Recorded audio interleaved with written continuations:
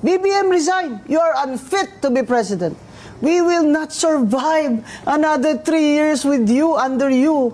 BBM, please, if you love your people, please resign. Okay mga kabayan, narito po muli ang ating latest update kaugnay sa nangyayaring mainit na isyu sa ating politika ngayon. Baligtad na talaga ang mundo. Ito ang reaksyon ni former COA Comelec Commissioner Attorney Ruben Aguanzon matapos humabog ang mga revelasyon ni Senator Amy Marcos tungkol sa umano'y pagkakalulong sa droga ng kanyang kapatid na si Pangulong Bongbong Marcos Jr. Sa isang maiksi pero matalim na komento na tila pinatutungkulan ang nangyaring pagsuko sa presidenteng kilalang galit sa mga adik, binira ni Aguanzon ang pagpapakulong na adik. O binira ni Aguanzon ang nagpakulong na adik.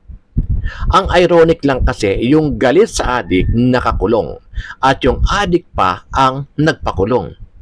So nga naman, no? Dagdag pa niya, baligtad na talaga ang mundo. Sa bagay, yung sa nakawan, sa mga flood control, yung testigo mismo ang ipakukulong. Tama.